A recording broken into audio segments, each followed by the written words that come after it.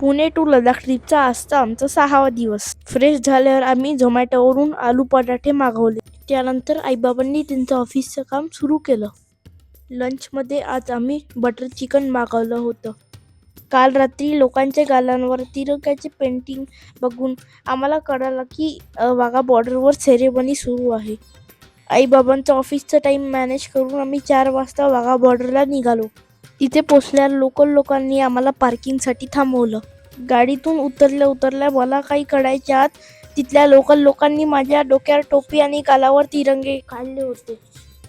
आम्ही त्यांची सायकल रिक्षावर बसून वाघा बॉर्डरच्या गेटपाशी पोचलो.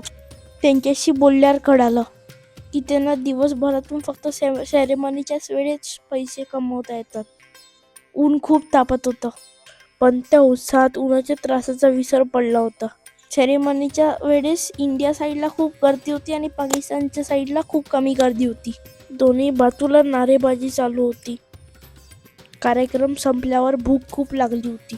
रस्त्यावर एका फूड ट्रक जवळ आम्ही थांबलो. तिथे मी बर्गर आणि आईबाबांनी चिकन रोल ऑर्डर केले. रात्री आम्ही लस्सी पिऊन आमचा दिवस संपवला.